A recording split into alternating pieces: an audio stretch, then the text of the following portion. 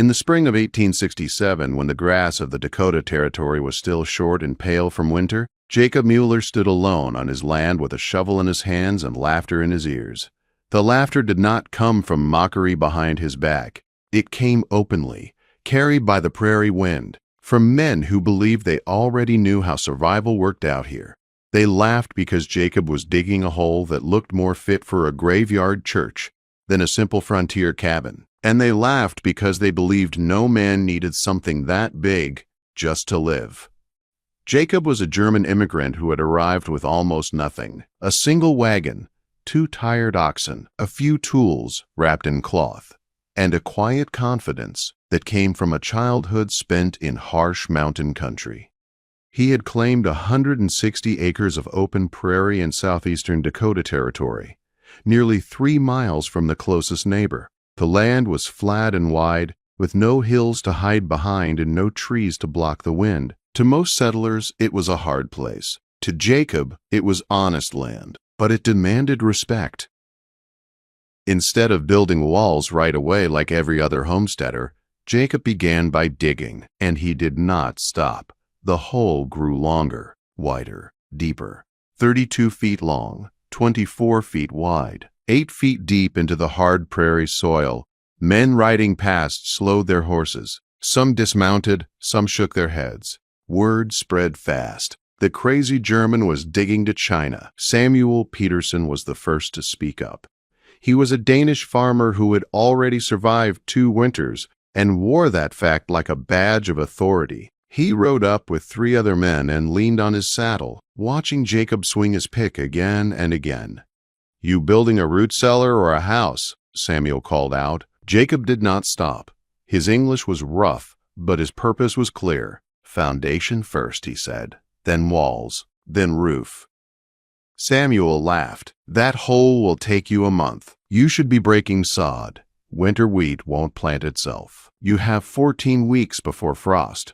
Thomas McKenna joined in next, an Irishman with quick words and quicker opinions. He had built his own sod house in 4 days and was proud of it. "This isn't Europe," Thomas said.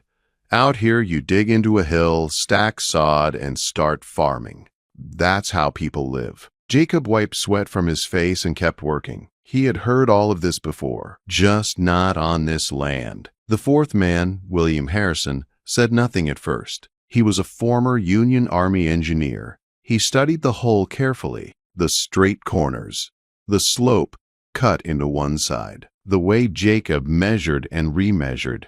"What are you anchoring against?" William finally asked. Jacob paused, looked up. "Everything." That answer stayed with William long after the others rode away laughing. For 6 weeks, Jacob worked alone. While his neighbors planted corn and wheat, he dug and hauled stone. He had brought limestone tools with him from Wisconsin. Every day he traveled 8 miles south to an outcrop, loading his oxen until they groaned under the weight. Each trip carried more than 800 pounds of stone. His hands bled. His back burned. The May sun beat down hard, often reaching almost 90 degrees. He worked shirtless, drinking from a barrel he filled at a spring 2 miles away because he had not yet dug a well. The neighbors talked. "He'll die of thirst before winter," Samuel told his wife. "Or starve," someone else added. "No crops in the ground." But Jacob remembered the Bavarian Alps. He remembered storms that crushed weak homes like toys. He remembered his father saying the same thing again and again. "A house is only as strong as what holds it to the earth." By late June, limestone walls began to rise from the deep hole, thick walls, 2 feet thick, not wood, not sod, stone. They rose 3 feet above ground, forming what looked like a shallow basement before the cabin itself even began. Inside the foundation, Jacob left spaces on purpose. A root cellar in the northwest corner, a water storage area in the northeast. Along the south wall, narrow channels carved into the stone floor. "You're building a fort," Thomas said, this time without laughing. "Who are you afraid of?" "January," Jacob replied. They did not understand. William Harrison did. He noticed the gravel bed beneath the foundation, 18 inches deep, crushed limestone, packed tight. "You're worried about frost," William said. Jacob nodded. "And water, and wind, and fire, and everything else that kills people out here." July brought the walls, and that was when the laughter turned into disbelief. Jacob did not use sod. He did not use timber. He built double stone walls, 14 inches of limestone on the outside, a 6-inch gap, then 10 more inches of stone inside. Between them, he packed clay and prairie grass until it was solid as earth. "That will never heat," Samuel said. "Too much stone." "It will stay warm," Jacob answered, "long after the fire dies." That comment made some men uneasy. Everyone knew fires failed in blizzards. Everyone knew what happened then. By August, the roof went up. Heavy timber posts ran from the foundation floor all the way to a massive ridge beam. Over the planks came tar paper, then shingles, then 18 inches of sod. Tons of weight pressed down. "That roof will fall," William warned. Jacob showed him the posts, the stone piers beneath them. The load went straight down into the earth. "Walls keep weather out," Jacob said. "Posts carry weight." September arrived before Jacob planted a single crop. His neighbors harvested early and felt proven right. But Jacob planted late potatoes, turnips, winter wheat. Enough. Then he dug another trench, 4 feet deep, 90 feet long, leading uphill. "Water doesn't run uphill," Samuel said. "Drainage," Jacob replied, "for water that comes from inside." They laughed again. October brought frost. Jacob filled his cellar. He filled his water system. He stacked fuel inside an attached shed. Wood, hay, buffalo chips. More than anyone thought reasonable. "Preparing for war?" Thomas joked. "For winter," Jacob said. The first snow came in early November. Then the cold stayed. The wind grew sharper, and by December the sky began to look wrong. Jacob piled snow against his walls, high, thick. "Insulation," he explained. "You'll suffocate," Samuel warned. Jacob pointed to pipes rising through the roof. Air moved slow and steady, always fresh, never cold. On December 19th, the storm came. The sky turned green. The wind rose like a scream. Snow fell so thick you could not see 15 feet. The temperature dropped fast, then lower still. Inside his stone cabin, Jacob fed the fire and listened. Outside, winter showed its teeth. The storm did not howl like other storms. It screamed. The wind struck the land without mercy, ripping across the open prairie as if nothing had the right to stand in its way. Snow did not drift gently. It drove sideways, sharp and blinding, piling wherever the wind decided. By nightfall on December 19th, the world outside had vanished. There was only white darkness and sound, endless sound. Inside his cabin, Jacob Mueller listened carefully. Not with fear, but with focus. He had waited for this moment since the first day he put his shovel into the ground. The stone walls around him were warm to the touch, holding heat like a living thing. The fire in the cast-iron stove burned steady, not hot, not weak. Just enough. The temperature outside dropped past 0 and kept falling. By midnight, it was already far colder than any early winter storm had a right to be. Jacob fed the stove once more, then sat at his table and waited. The cabin did not creak. It did not shudder. The wind struck it again and again, but the sound was dull and distant, like waves breaking far away. 3 miles east, Samuel Peterson was not calm. His dugout shook under the force of the wind. Snow forced itself through every crack. The small fire of buffalo chips kept going out as the wind sucked air straight through the ventilation holes. Each time the fire died, the cold rushed in. Samuel struck another match with shaking hands. His children cried softly under blankets. His wife whispered prayers. The temperature inside hovered around 40 degrees. Not deadly yet, but not safe either. Samuel had planned his fuel carefully for a normal winter. This was not normal. Across the prairie, Thomas McKenna fought a losing battle. His sod house leaked air like a sieve. The wind found every weakness. Ice formed along the walls where breath met stone and froze. His wife, heavy with child, could not stop shivering. Thomas burned fuel faster than he ever had before. He counted in his head again and again. 6 days, maybe 7. William Harrison fared better than most, but even his solid cabin groaned under the storm's pressure. The chimney pulled heat straight upward, and he was burning wood faster than planned. He knew numbers. He knew rates. And he knew this storm was breaking expectations. No one could see Jacob's place. The distance might as well have been an ocean. You did not travel in storms like this. You stayed inside. You trusted your shelter, and you hoped it was enough. The blizzard did not stop. Hour after hour passed. Daylight came and went without light. The wind stayed fierce. Snow piled higher. The temperature dropped to -34. The wind chill was beyond anything most men had experienced. Inside Jacob's cabin, the air stayed dry, warm, comfortable. The stone walls released heat slowly, like a bank giving back what it had stored. Jacob slept in short stretches, waking to check the fire, to listen, to feel the walls. Everything behaved exactly as he had calculated. After 46 hours, the wind finally weakened. Not quiet, but less angry. The snow stopped falling. The temperature remained brutal. When morning came, men crawled out of dugouts and sod houses across the prairie. They shoveled. They dug. They searched for livestock buried under drifts. Some found roofs damaged. Some found walls collapsed. One elderly man living alone was found frozen in his chair, his fire long dead. Samuel Peterson saddled his horse 2 days later, on Christmas Eve.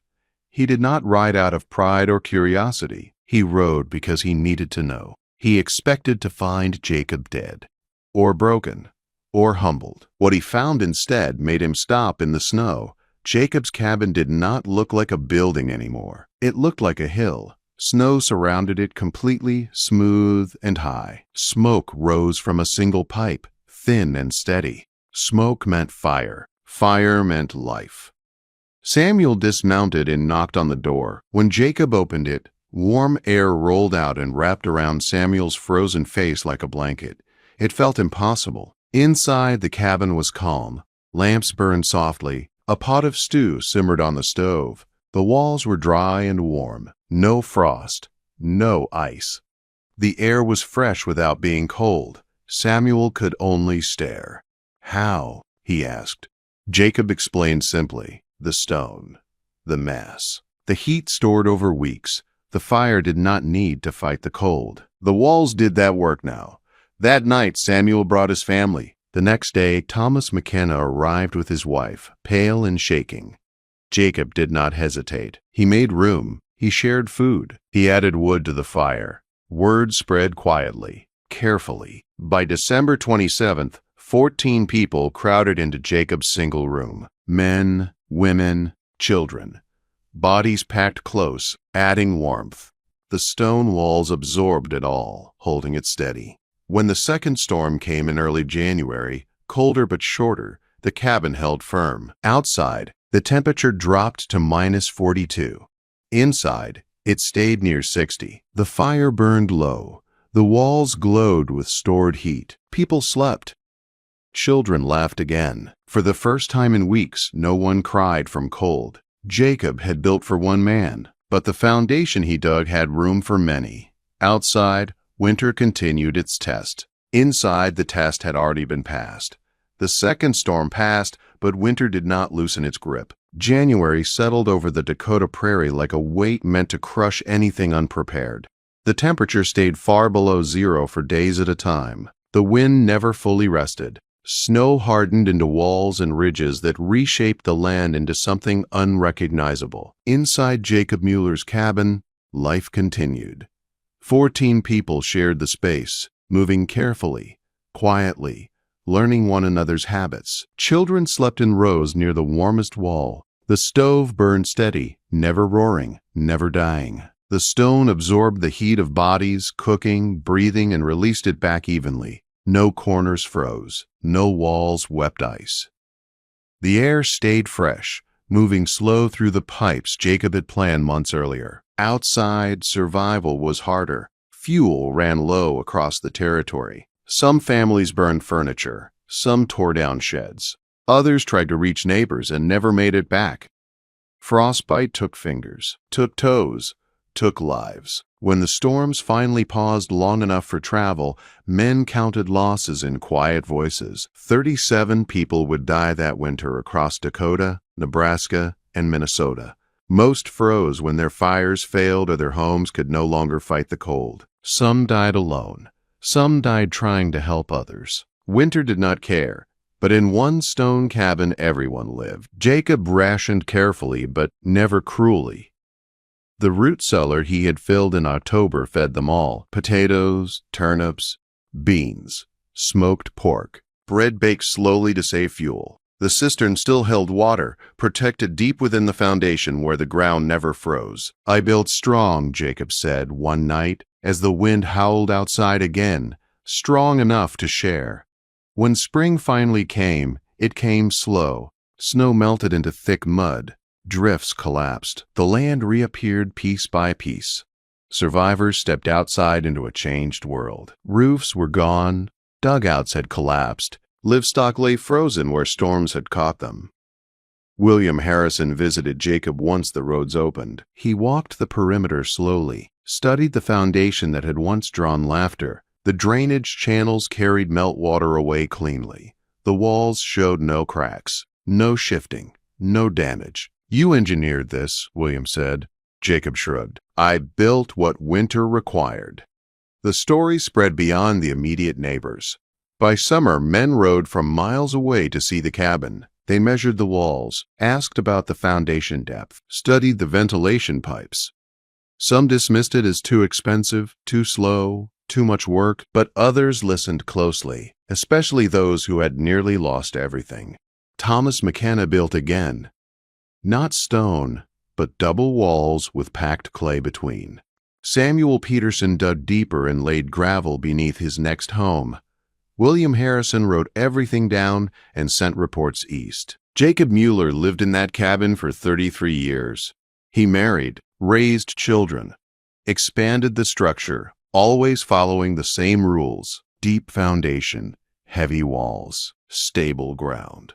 The original stone never failed. When he died in 1900, the cabin passed to his son. It remained in use for decades. Long after modern houses rose around it, the old foundation stayed solid beneath newer walls. Historians would later study it. They found the mortar strong, the gravel base intact, the structure unchanged by a century of freeze and thaw. They found Jacob's notes, written in careful German script, calculations, measurements, observations gathered from traders and native people, knowledge earned, not guessed. The neighbors who laughed learned their lesson the hard way. Winter does not negotiate. It does not forgive mistakes. It tests everything to failure. Jacob understood that from the start. He had looked foolish in summer so others could live in winter. He had planted survival instead of wheat. And when the storm came, his foundation held. The frontier is gone now, but the truth remains. You cannot improvise when the cold arrives. You cannot build strength after disaster begins. You either prepare beyond what feels necessary or you pay the price when reality arrives. Jacob Mueller dug 8 feet into the earth while others rushed to raise walls. The difference between those choices was life itself, and that is why, long after the laughter faded, his foundation still stands.